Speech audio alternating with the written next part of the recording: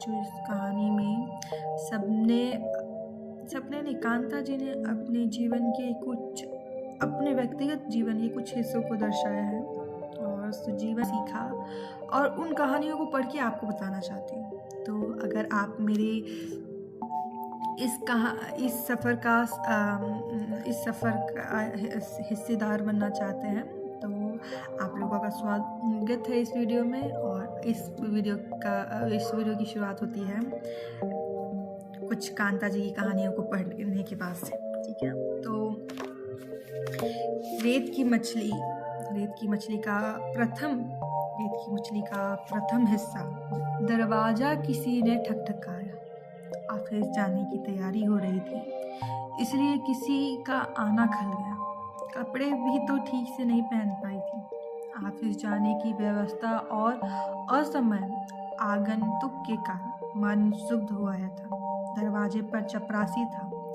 उसने बताया कि मेम साहब याद कर रही हैं। मेम साहब यानी श्रीमती डेविड, युवा महिला संघ की सेक्रेटरी। मन में खिंच भर रही थी कि ऑफिस जाने के वक्त ही बुलाने की जरूरत क्यों पड़ गई। जैसे तैसे कपड़े पहने और नीचे आई। मेज के पीछे से चश्मे में छिपी हुई आंखें उठाए बिना उन्हें कहा, बैठिए। देखिए मैडम, मुझे ऑफिस जाना है। आप शाम को बात कर नहीं सकती? मैंने धीरज संभालते हुए कहा।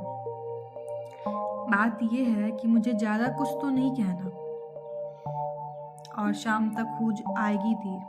अपनी आवाज़ को और मीठा बनाते हुए उन्होंने कहा, माय डियर चाइल्ड, बुरा मत मानना, इस संघ के भवन में तो केवल कुंवारी या विधवा लड़कियां ही रह सकती हैं।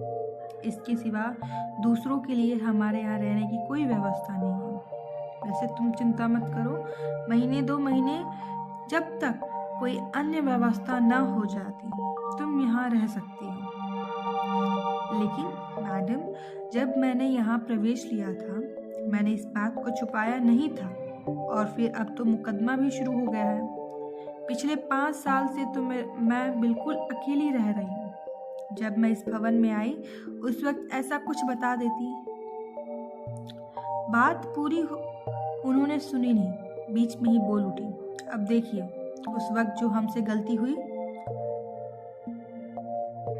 आपकी उस गलती के बारे में तो मैं कुछ कहना नहीं चाहती, लेकिन मैडम, आपके इस नियम में न्याय नहीं, तर्क नहीं है। उस तमाम लड़कियों के बारे में आप क्या सोचती हैं, जो कुंवारी तो नहीं है पर अपने हिस्से को मिस लिखती हैं? आप जानती भी हैं उन्हें? इनके चेहरे पर तनाव छलक आया। कुर्सी पर सीधे बैठ गई और थोड़ी देर तक मेरी आंखों में देखती रही।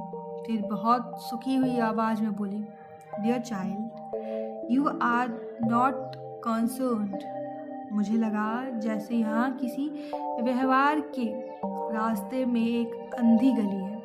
शायद मेरे चेहरे पर गहरा असंतोष उभर आया था। उस असंतोष को श्रीमती डेविड ने पहचान लिया, लेकिन उनके चेहरे का भाव बदला नहीं। अपने आप को नियंत्रित रखते हुए उन्होंने कूटनीति भरे स्वर में फिर वही बात दोहरा दी कि वे मजबूर हैं, और यह है कि इस मामले में नियम बहुत साफ है। नियम बहुत साफ है? मेरा गुस्सा फूट पड़ा। यानी जो झूठ बोलकर नियम तोड़े वो सही है, और जो सच बोलकर वैसा ही करे तो अपराधी है। यह नियम नहीं, ढकोसला है। और भी जाने मैं क्या क्या उस वक्त गुस्से में कह गई। मेरे उन शब्दों की क्या प्रतिक्रिया हुई यह पढ़ने की स्थिति में मैं नहीं थी। उनका कमरा छोड़ते हुए मैंने कहा, मुझे नहीं चाहिए आपकी कृपा। 1-2 महीने नहीं, 1-2 दिन भी ठहरना मैं अपमान समझती हूँ। आपने नियम का ज्ञान कराया, इसकी आभारी हूँ। ऑफिस जाने के लिए तैयार हुई थी, लेकिन अंतस्थल अस्त व्यस्त हो उठा। मन इतना ज़्यादा उद्विग्न हो गया था कि ऑफिस जाने की इच्छा नहीं हुई। तेजी से अपने कमरे में लौटी और जो चीज़ हाथ आई उसे उठा कर बिस्तर पर पटकती चली गई। बिस्तर के ऊपर और आसपास फर्श पे चीज़ें बुरी तरह बिखर गई। सच तो ये है कि शोभ की अभिव्यक्ति के सिवा यह भवन छोड़ने की तैयारी भी करती है, यह मैं भूल गई।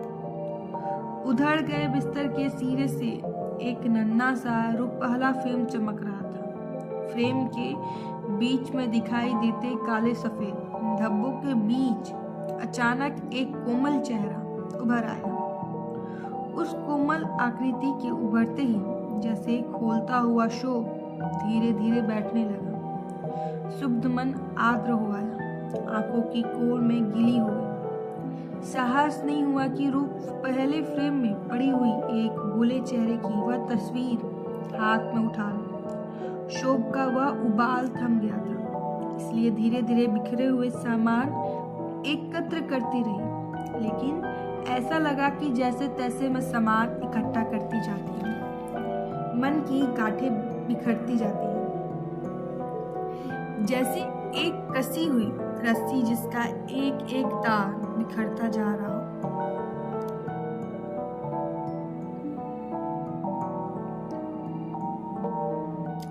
एक चीज के साथ जुड़े किसी दूसरी चीज की अलग होते ही सब कुछ बिखरने लगा, सब कुछ टूटने लगा।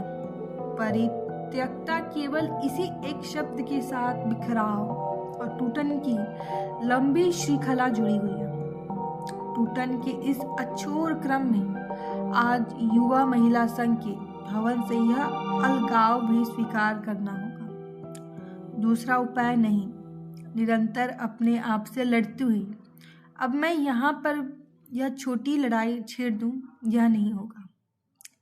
हाथ एक निश्चित दृढ़ता के साथ काम करने लगे। थोड़ी देर में संघर्ष के जीवन से धड़कते हुए उस कमरे में निष्प्रभ वातावरण उतर आया। सामान अधिक नहीं था, उसे सावधानी से इकट्ठा करने के बाद मैं नीचे आई।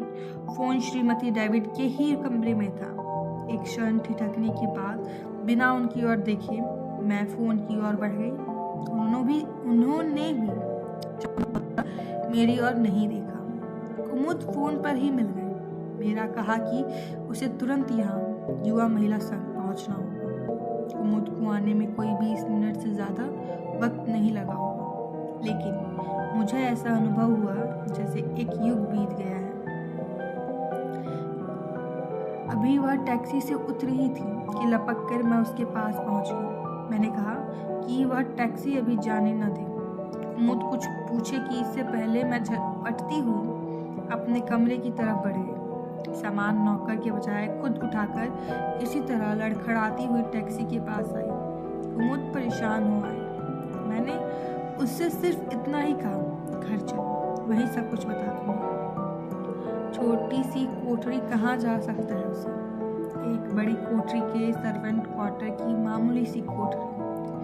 अवसर दूसरा होता तो शायद मन से निकलता कि महिलाओं से झोपड़ी में महलों से झोपड़ी में आ गई, लेकिन कुछ सोच न सकी। कुमुद की सहानुभूति से वह कोठरी बिना सजावट के ही सहज आई थी, लेकिन फिर भी मन बहुत उद्गीन होकर भटकने लगा। सामान खोलकर रखते हुए बार बार बरसों पहले का अपना वह घर स्मृति को छू जाता, जिसे कभी मैंने और शोभन ने बड़े यत्न से गुलाब, पंसूतियाँ और नील कमल उगा कर अपने हाथों सजाया था, उससे कैक्टस पर चढ़ाया था। वह सुंदर सा घरोटा था जिसे बड़े प्यार से सजाया था। वह घर सादा था लेकिन सुख से फूलता था। कहाँ होगा, कैसा होगा उस घर का सुख सौरभ? डाल से गिरे किसी पत्ते की तरह बरसों में भटकी हूँ, और आज अगर कुमुद का स्नेह मुझे अटका ना देता तो किस तरह अटल में ठहरना होता यह नहीं जानता। सहारा और साया, उसने कहा था कि वह जीवन भर मेरे लिए खड़ा रहेगा, मुझे छाया देगा। स्मृति के स्पर्श से ही मैं ठिठुर उठी, जैसे कोई किसी कटे हुए अंग के तंतु छूकर हरे कर गया हूँ। बरसों के भटकाव के बाद कुमुद के स्नेह की इस अंजूरी में ठहर कर मैं जैसे मोहाविष्ट हो गई, डूब डूब जाने लगी। झूठी वृत्तृष्णाओं से चमकती हुई दूर तक फेरी रेत और रेत में उभरते झूठे साए। शायद अनहोनी घट जाए, शायद आज शाम मुझे कोई लिवाने चला आए, शायद ये विवश चरण उसके दरवाजे तक जाकर ठहर जाए। शायद इलाहाबाद में अतर सुइया की बड़ी सड़क के किनारे का एक नीला मकान, बालकनी में जूही से लतर गालों से छूती हुई खड़ी होती हूँ तो धूप आंखों से टकराने लगती है। अंतर की शीतल गंध हमारे नीले कमरे में धीरे धीरे नाचती है। उस नीले कमरे में जहाँ रूठी हुई यक्षप्रिया को उसका प्रियतम मानता है, यशप्रिया घंटों उस बालकनी में खड़ी होकर उन आने जाने वालों को देखती, जिनमें से एक उसका प्यार भी हो। बालकनी में से मकान के ठीक सामने दिखता है बड़े आंगन वाला लिपा पुता लेकिन सूना और उदास घर। खपरेल वाले उस उदास घर की दीवारों के बीच एक उदास औरत रहती है, विधवा औरत, रमन की विधवा भाभी। अक्सर देखा है कि रमन इस बालकनी की तरफ एकटक देखता है, शायद उस वक्त भी देखता है जब मैं शोभन के साथ घूमने जाती हूँ। पिता और बड़े भाई की आकस्मात्र मृत्यु के बाद घर का शायद वह एकमात्र सहारा था। बचपन में शोभन के साथ खेला था और कुछ दिनों पढ़ा भी था, लेकिन हाई स्कूल के बाद ही पढ़ाई छोड़कर उसे नौकरी करनी पड़ गई। आकांक्षाओं की राख की ढेरी सी विधवा युवती भाभी और परिस्थितियों से विपिन रमन का वह उदास घर पास पड़ोस की जिज्ञासा का केंद्र है। जाने कितनी कल्पनाओं और कहानियां उन दोनों के साथ जुड़ी गई थी, लेकिन रमन के सामने भी उपाय दूसरा नहीं था। विधवा भाभी एक ऐसा सत्य भी है कि जिसे वह अपने कंधे से उतार नहीं सकता था। भाभी के जीवन से बंधे अपने भविष्य के साथ ही साथ रमन शायद यह भी देखता था कि उसके सामने नीले घर में जो जीवन है, जो रस है, वह उसे झंझोड़ता है। उठाओ की मार से तिलमिला उठा, अंदर ही अंदर एक विकृत विद्रोह से भर उठा। कभी कभी वह दिखता तो उसकी आंखों को देखकर एक अजीब सी हरन महसूस होती, कभी कभी उलझन होने लगती, मैं यहाँ हूँ या नहीं। वह एकटक लगातार घंटों की स्मृति की तरह खड़ा हुआ बालकनी की तरफ घूरता रहता। उलझन से भरकर मैं बालकनी से अलग हट जाती तो कभी कभी अजीब आवाजें सुनाई पड़ने लगती। ऐसा लगता है जैसे प्रेत आत्माएं कहीं लड़ रही हों। रमन ऊंची आवाज में अपनी भाभी से लड़ता था। कभी कभी ऐसा लगता जैसे भाग दौड़ भी हो रही हो। पड़ोस के लोग कहते कि वो अपने भाभी को पीटता भी है। जूही के फूलों और गुलाबों पर उतरती जाती ऋतुओं के साथ 2 बरस हवा से बीत गए। प्रेत आत्माओं की वह आवाज जूही और पंसुतियों के फूलों के साथ जैसे कांटों की तरह अनिवार्य हो गई थी। उस स्वाभाविक और किसी हद तक मनहूस के प्रति मन सहज हो आया था। शायद एक जगह अंतस्थल में करुणा भी उभर आई थी। उसकी नियति के प्रति दयार्द न होना शायद अपमाननीय भी होता।